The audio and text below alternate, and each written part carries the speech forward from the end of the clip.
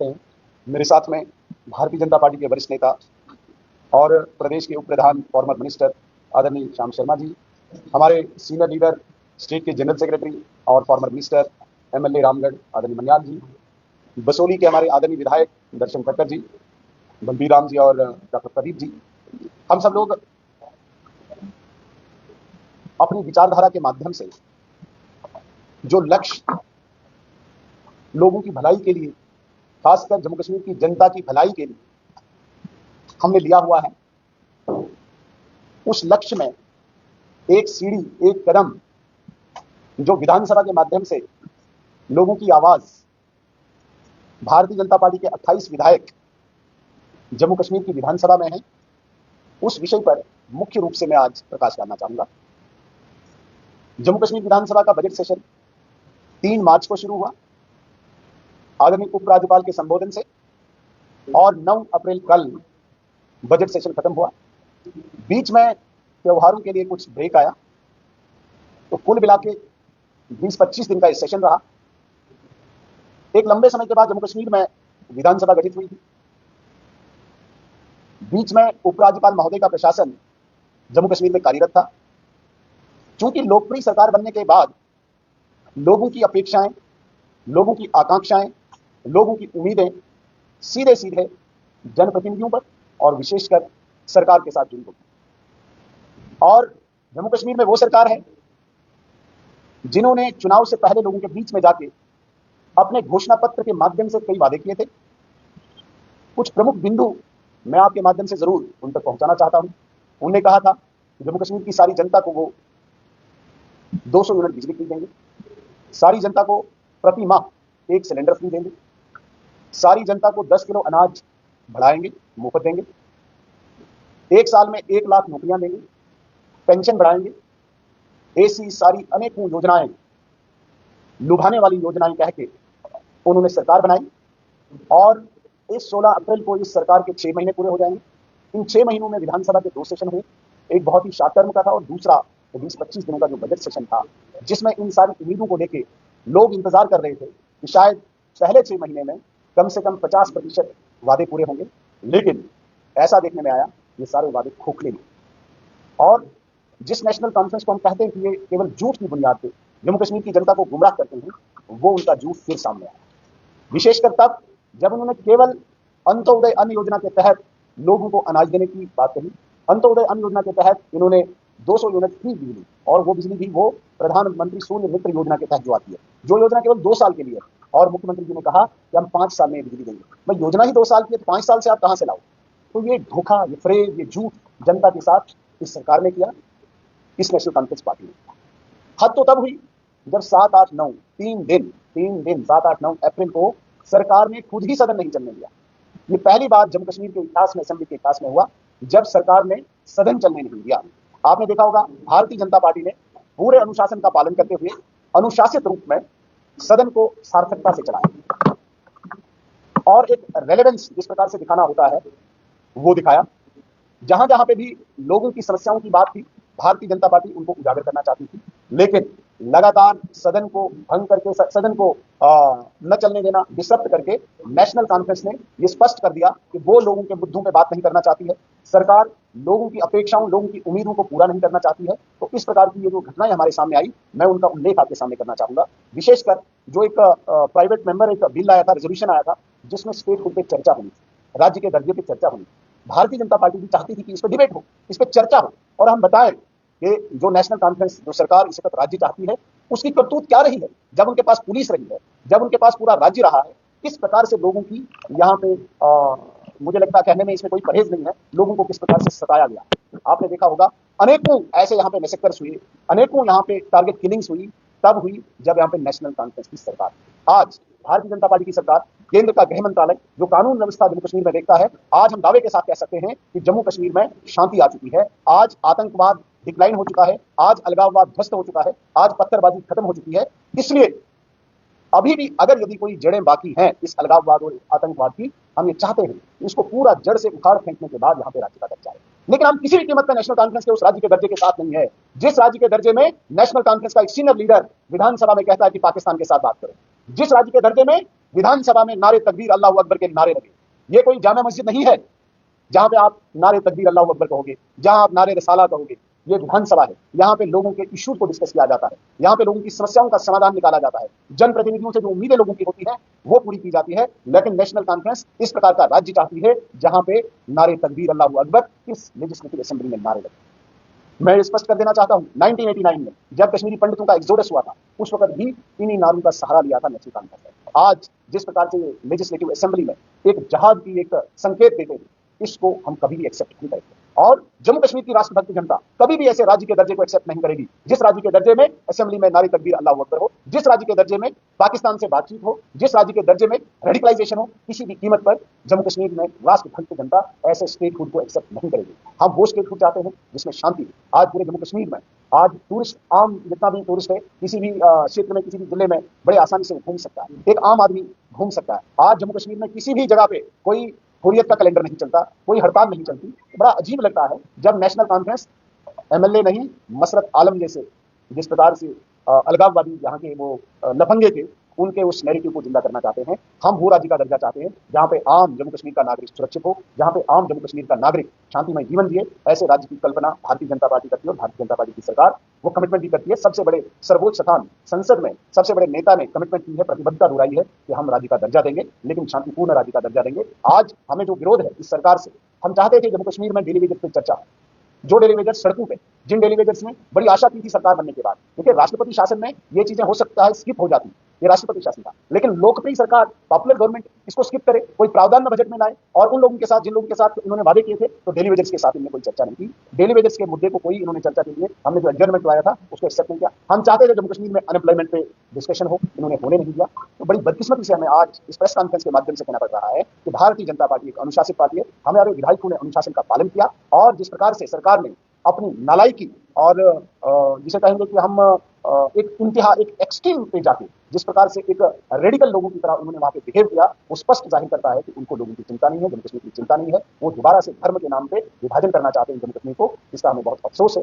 मैं निवेदन करूंगा पहले श्यामलाल शर्मा जी से, फिर मनियाल जी से। ये जी पार्टी का पक्ष बहुत शार्ट में मुझे लगता नहीं है कोई गुंजाइश रह गई है। अब आदेश हुआ है हमारे लीडर ऑफ द अपोजिशन, तो मैं इतना ही कहूँगा जो मेरे एज ए पॉलिटिकल स्टूडेंट और एक विधायक होने के नाते तीसरी बार मैं चुन के आया हूँ, और मेरे ये दोनों साथी जो हैं दो बार के विधायक और मंत्री रहे हैं, मैंने ऐसी कभी भी पास्ट प्रैक्टिस नहीं देखी।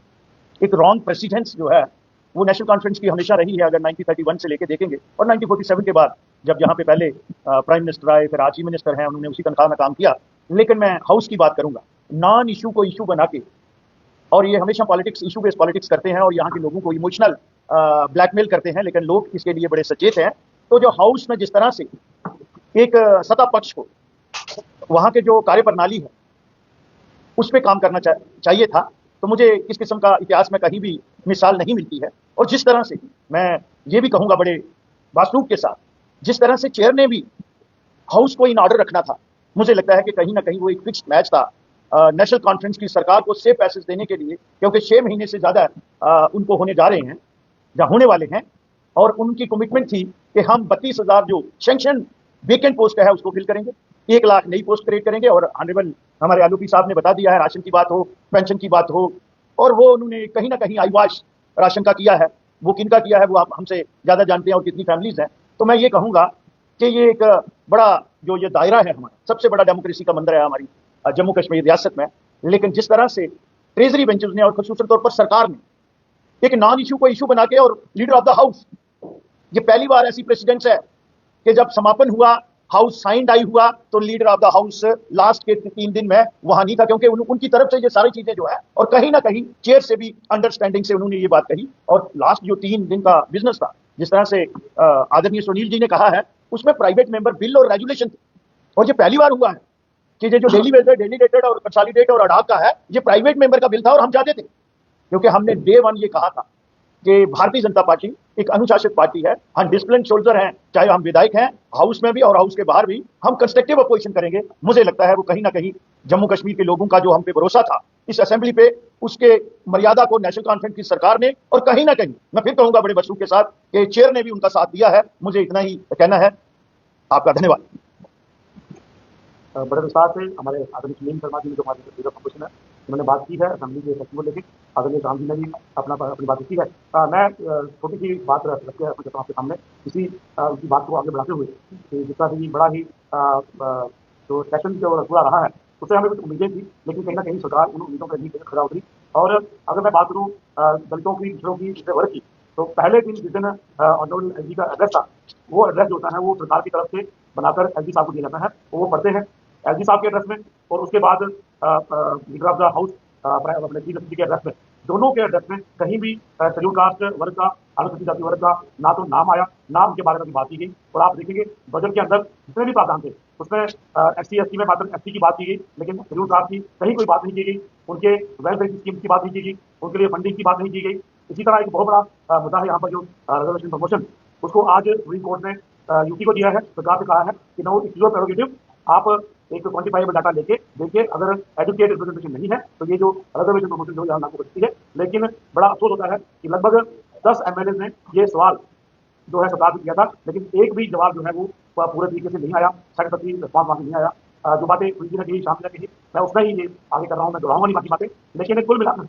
एक बड़ा ही मुझे लगा कि नकारात्मक जो सोच है सरकार की, उसी तरह का एक सेशन भी रहा। जो उम्मीदें थी उन उम्मीदों पर सरकार नहीं खरा उतरी। हम आपके माध्यम से भी ये कन्वे करना चाहते हैं सरकार को कि आप अब आपके पास समय है, जो वादे आपने लोगों से किए हैं, जो उम्मीदें आपने गरीबों को बनाई हैं, उन उम्मीदों पर खरा उतरने की कोशिश करें। बहुत बहुत धन्यवाद। जय हिंद, जय। Thank you. जनता तक आवाज अपनी रखने के लिए हमारे बीच में है हमारे प्रदेश के महामंत्री और जम्मू कश्मीर में लीडर ऑफ अपोजिशन बड़े भाई सुनील शर्मा जी, उनके साथ में हैं हमारे प्रदेश के महामंत्री और एमएलए बड़े भाई डॉक्टर धुरिंदर मनियाल जी, उनके साथ में हैं बड़े भाई श्यामलाल शर्मा जी, एमएलए और पूर्व मंत्री हमारे प्रदेश के उपाध्यक्ष, उनके साथ में है भाई दर्शन सिंह जी एमएलए, और उनके साथ में भाई बलबीर राम जी प्रदेश प्रवक्ता। मैं सीधे तौर पर सुनील शर्मा जी से तो बात करूंगा कि वो आपके माध्यम से जनता और सरकार तक अपने भारतीय जनता पार्टी के इस मुख्यालय में सभी मीडिया बंधुओं का स्वागत। आज बहुत ही शॉर्ट नोटिस में आप सब लोग यहाँ पे उपस्थित हुए, आपका बहुत बहुत धन्यवाद। इस प्रेस कॉन्फ्रेंस के माध्यम से जो बात जम्मू कश्मीर और देश की जनता तक हम पहुँचाना चाहते हैं, मेरे साथ में भारतीय जनता पार्टी के वरिष्ठ नेता और प्रदेश के उप प्रधान फॉर्मर मिनिस्टर आदरणीय श्याम शर्मा जी, हमारे सीनियर लीडर स्टेट के जनरल सेक्रेटरी और फॉर्मर मिनिस्टर एमएलए रामगढ़ आदरणीय मनियाल जी, बसोली के हमारे आदरणीय विधायक दर्शन ठक्कर जी, बलबीर राम जी और डॉक्टर प्रदीप जी, हम सब लोग अपनी विचारधारा के माध्यम से जो लक्ष्य लोगों की भलाई के लिए, खासकर जम्मू कश्मीर की जनता की भलाई के लिए हमने लिया हुआ है, उस लक्ष्य में एक सीढ़ी, एक कदम जो विधानसभा के माध्यम से लोगों की आवाज, भारतीय जनता पार्टी के 28 विधायक जम्मू कश्मीर की विधानसभा में हैं, उस विषय पर मुख्य रूप से मैं आज प्रकाश डालना चाहूंगा। जम्मू कश्मीर विधानसभा का बजट सेशन 3 मार्च को शुरू हुआ आदरणीय उपराज्यपाल के संबोधन से, और 9 अप्रैल कल बजट सेशन खत्म हुआ। बीच में त्योहारों के लिए कुछ ब्रेक आया, तो कुल मिला के 20-25 दिन का ये सेशन रहा। एक लंबे समय के बाद जम्मू कश्मीर में विधानसभा गठित हुई थी। बीच में उपराज्यपाल महोदय का प्रशासन जम्मू कश्मीर में कार्यरत था। चूंकि लोकप्रिय सरकार बनने के बाद लोगों की अपेक्षाएं, लोगों की आकांक्षाएं, लोगों की उम्मीदें सीधे सीधे जनप्रतिनिधियों पर और विशेषकर सरकार के साथ जुड़ी होगी। और जम्मू कश्मीर में वो सरकार है जिन्होंने चुनाव से पहले लोगों के बीच में जाके अपने घोषणा पत्र के माध्यम से कई वादे किए थे। कुछ प्रमुख बिंदु मैं आपके माध्यम से जरूर उन तक पहुंचाना चाहता हूं। उन्होंने कहा था कि जम्मू कश्मीर की सारी जनता को वो 200 यूनिट बिजली फ्री देंगे, सारी जनता को प्रति माह 1 सिलेंडर फ्री देंगे, सारी जनता को 10 किलो अनाज बढ़ाएंगे, मुफ्त देंगे, 1 साल में 1 लाख नौकरियां देंगे, पेंशन बढ़ाएंगे, ऐसी सारी अनेकों योजनाएं, लुभाने वाली योजनाएं कह के उन्होंने सरकार बनाई। और इस 16 अप्रैल को इस सरकार के 6 महीने पूरे हो जाएंगे। इन 6 महीनों में विधानसभा के 2 सेशन हुए, एक बहुत ही शॉर्ट टर्म का था और दूसरा 20-25 दिनों का जो बजट सेशन था, जिसमें इन सारी उम्मीदों को लेके लोग इंतजार कर रहे थे कि शायद पहले 6 महीने में कम से कम 50% वादे पूरे होंगे। लेकिन ऐसा देखने में आया ये सारे वादे खोखले हैं। और जिस नेशनल कॉन्फ्रेंस को हम कहते हैं कि ये केवल झूठ की बुनियाद पे जम्मू कश्मीर की जनता को गुमराह करते हैं, वो उनका झूठ फिर सामने आया। विशेषकर तब जब उन्होंने केवल अंत्योदय अन्न योजना के तहत लोगों को अनाज देने की बात कही। अंत्योदय अन्न योजना के तहत इन्होंने 200 यूनिट फ्री बिजली, और वो बिजली भी वो प्रधानमंत्री सूर्य मित्र योजना के तहत जो आती है, जो योजना केवल 2 साल के लिए है। और मुख्यमंत्री जी ने कहा कि हम 5 साल में बिजली देंगे। भाई योजना ही 2 साल की है, तो 5 साल से आप कहां से लाओ? तो ये धोखा, ये फ्रेज, ये झूठ जनता के साथ इस सरकार ने किया, इस नेशनल कॉन्फ्रेंस पार्टी ने। हद तो तब हुई जब 7, 8, 9 3 दिन 7, 8, 9 अप्रैल को सरकार ने खुद ही सदन नहीं चलने दिया। ये पहली बार जम्मू कश्मीर के इतिहास में, असेंबली के इतिहास में हुआ जब सरकार ने सदन चलने नहीं दिया। आपने देखा होगा भारतीय जनता पार्टी ने पूरे अनुशासन का पालन करते हुए अनुशासित रूप में सदन को सार्थकता से चलाया और एक रेलेवेंस जिस प्रकार से दिखाना होता है वो दिखाया। जहां जहां पे भी लोगों की समस्याओं की बात थी, भारतीय जनता पार्टी उनको उजागर करना चाहती थी, लेकिन लगातार सदन को भंग करके, सदन को न चलने देना, डिस्टर्ब करके नेशनल कॉन्फ्रेंस ने यह स्पष्ट कर दिया कि वो लोगों के मुद्दों पे बात नहीं करना चाहती है। सरकार लोगों की अपेक्षाओं, लोगों की उम्मीदों को पूरा नहीं करना चाहती है। तो इस प्रकार की ये जो घटनाएं हमारे सामने आई, मैं उनका उल्लेख आपके सामने करना चाहूंगा। विशेषकर जो एक प्राइवेट मेंबर एक बिल आया था, रेजोल्यूशन आया था, जिसमें स्टेटहुड पे चर्चा हुई, राज्य के दर्जे पे चर्चा हुई। भारतीय जनता पार्टी भी चाहती थी कि इस पर डिबेट हो, इस पर चर्चा हो, और हम बताएं कि जो नेशनल कॉन्फ्रेंस, जो सरकार इस वक्त राज्य चाहती है, उसकी करतूत क्या रही है जब उनके पास पुलिस रही है, जब उनके पास पूरा राज्य रहा है। किस प्रकार से लोगों की यहाँ पे मुझे लगता है कहने में इसमें कोई परहेज नहीं है, लोगों को किस प्रकार से सताया गया। आपने देखा होगा अनेकों ऐसे यहाँ पे मैसेक्टर्स हुए, अनेकों यहाँ पे टारगेट किलिंग्स हुई, तब हुई जब यहाँ पे नेशनल कॉन्फ्रेंस की सरकार। आज भारतीय जनता पार्टी की सरकार, केंद्र का गृह मंत्रालय जो कानून व्यवस्था जम्मू कश्मीर में देखता है, आज हम दावे के साथ कह सकते हैं कि जम्मू कश्मीर में शांति आ चुकी है। आज आतंकवाद डिक्लाइन हो चुका है, आज अलगाववाद ध्वस्त हो चुका है, आज पत्थरबाजी खत्म हो चुकी है। इसलिए अभी भी अगर यदि कोई जड़ें बाकी हैं इस अलगाववाद और आतंकवाद की, हम ये चाहते हैं कि इसको पूरा जड़ से उखाड़ फेंकने के बाद यहाँ पे राज्य का दर्जा आए। लेकिन हम किसी भी कीमत पर नेशनल कॉन्फ्रेंस के उस राज्य के दर्जे के साथ नहीं है जिस राज्य के दर्जे में नेशनल कॉन्फ्रेंस का एक सीनियर लीडर विधानसभा में कहता है कि पाकिस्तान के साथ बात करें, जिस राज्य के दर्जे में विधानसभा में नारे तकबीर अल्लाह अकबर के नारे लगे। ये कोई जामा मस्जिद नहीं है जहां पे आप नारे तकबीर अल्लाह अकबर कहोगे, जहां आप नारे रसाला कहोगे। ये विधानसभा है, यहाँ पे लोगों के इश्यूज को डिस्कस किया जाता है, यहाँ पे लोगों की समस्याओं का समाधान निकाला जाता है, जनप्रतिनिधियों से जो उम्मीदें लोगों की होती हैं वो पूरी की जाती है। लेकिन नेशनल कॉन्फ्रेंस इस प्रकार का राज्य चाहती है जहां पे नारे तकबीर अल्लाह अकबर इस लेजिस्लेटिव असेंबली में नारे लगे। मैं स्पष्ट कर देना चाहता हूं, 1989 में जब कश्मीरी पंडितों का एक्सोडस हुआ था, उस वक्त भी इन्हीं नारों का सहारा लिया था नेशनल कॉन्फ्रेंस। आज जिस प्रकार से लेजिस्लेटिव असेंबली में एक जहाद की एक संकेत देते हैं, इसको हम कभी भी एक्सेप्ट नहीं करेंगे। और जम्मू कश्मीर की राष्ट्रभक्त जनता कभी भी ऐसे राज्य के दर्जे को एक्सेप्ट नहीं करेगी जिस राज्य के दर्जे में असेंबली में नारे तकबीर अल्लाह अकबर हो, जिस राज्य के दर्जे में पाकिस्तान से बातचीत हो, जिस राज्य के दर्जे में रेडिकलाइजेशन हो। किसी भी कीमत पर जम्मू कश्मीर में राष्ट्रभक्त जनता ऐसे स्टेटहुड को एक्सेप्ट नहीं करेगी। हम वो स्टेटहुड चाहते हैं जिसमें शांति। आज पूरे जम्मू कश्मीर में आज टूरिस्ट, आम जितना भी टूरिस्ट है, किसी भी क्षेत्र में, किसी भी जिले में बड़े आसानी से घूम सकता है, एक आम आदमी घूम सकता है। आज जम्मू कश्मीर में किसी भी जगह पे कोई हुर्रियत का कैलेंडर नहीं चलता, कोई हड़ताल नहीं चलती। बड़ा अजीब लगता है जब नेशनल कॉन्फ्रेंस एमएलए नहीं, मसरत आलम जैसे जिस प्रकार से अलगाववादी यहाँ के वो लफंगे थे, उनके उस नैरेटिव को जिंदा करना चाहते हैं। हम वो राज्य का दर्जा चाहते हैं जहां पे आम जम्मू कश्मीर का नागरिक सुरक्षित हो, जहां पे आम जम्मू कश्मीर का नागरिक शांतिमय जीवन जिए। ऐसे राज्य की कल्पना भारतीय जनता पार्टी करती है और भारतीय जनता पार्टी की सरकार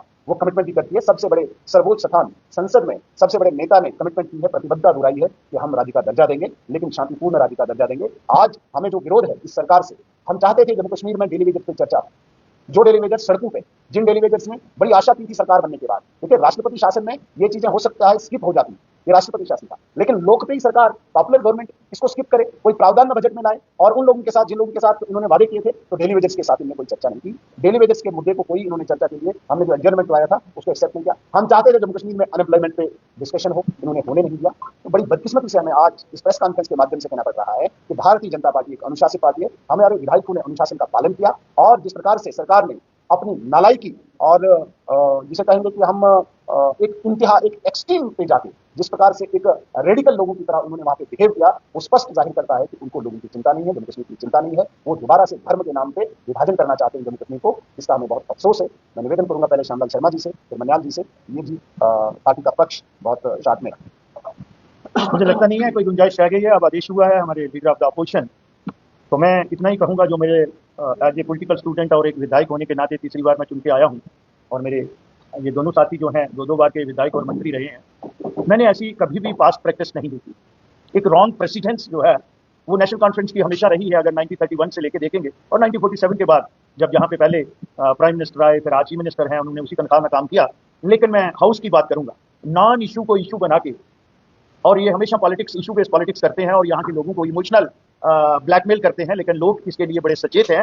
तो जो हाउस में जिस तरह से एक सत्ता पक्ष को वहाँ के जो कार्य प्रणाली है उस पर काम करना चाहिए था, तो मुझे इस किस्म का इतिहास में कहीं भी मिसाल नहीं मिलती है। और जिस तरह से मैं ये भी कहूँगा बड़े बासूब के साथ, जिस तरह से चेयर ने भी हाउस को इन ऑर्डर रखना था, मुझे लगता है कि कहीं ना कहीं वो एक फिक्स्ड मैच था नेशनल कॉन्फ्रेंस की सरकार को सेफ पैसेज देने के लिए, क्योंकि 6 महीने से ज़्यादा उनको होने जा रहे हैं या होने वाले हैं, और उनकी कमिटमेंट थी कि हम 32,000 जो सेंक्शन वेकेंट पोस्ट है उसको फिल करेंगे, 1 लाख नई पोस्ट क्रिएट करेंगे। और ऑनरेबल हमारे आलूपी साहब ने बता दिया है, राशन की बात हो, पेंशन की बात हो, और वो उन्होंने कहीं ना कहीं आईवाश राशन का किया है। वो किनका किया है वो आप हमसे ज़्यादा जानते हैं, और कितनी फैमिलीज हैं। तो मैं ये कहूँगा कि ये एक बड़ा जो ये दायरा है, हमारा सबसे बड़ा डेमोक्रेसी का मंदिर है हमारी जम्मू कश्मीर रियासत में। लेकिन जिस तरह से ट्रेजरी बेंचेस ने और खसूसन तौर पर सरकार ने एक नॉन इशू को इशू बना के, और लीडर ऑफ द हाउस, ये पहली बार ऐसी प्रेसिडेंस है कि जब समापन हुआ, हाउस साइंड आई हुआ, तो leader of the house last के 3 दिन में वहां नहीं था, क्योंकि उनकी तरफ से ये सारी चीजें जो है, और कहीं ना कहीं चेयर से भी अंडरस्टैंडिंग से उन्होंने ये बात कही। और लास्ट जो 3 दिन का बिजनेस था, जिस तरह से आदरणीय सुनील जी ने कहा है, उसमें प्राइवेट मेंबर बिल और रेगुलेशन थे। और ये पहली बार हुआ है कि ये जो डेली वेजर, डेली डेटेड और कंसोलिडेट और अडाक का है, ये प्राइवेट मेंबर का बिल था, और हम जाते थे, क्योंकि हमने डे 1 ये कहा था कि भारतीय जनता पार्टी एक अनुशासित पार्टी है, हम डिसिप्लिन सोल्जर हैं, चाहे हम विधायक हैं, हाउस में भी और हाउस के बाहर भी हम कंस्ट्रक्टिव अपोजिशन करेंगे। मुझे लगता है वो कहीं ना कहीं जम्मू कश्मीर के लोगों का जो हम पे भरोसा था इस असेंबली पे, उसके मर्यादा को नेशनल कॉन्फ्रेंस की सरकार ने, और कहीं ना कहीं मैं फिर कहूंगा बड़े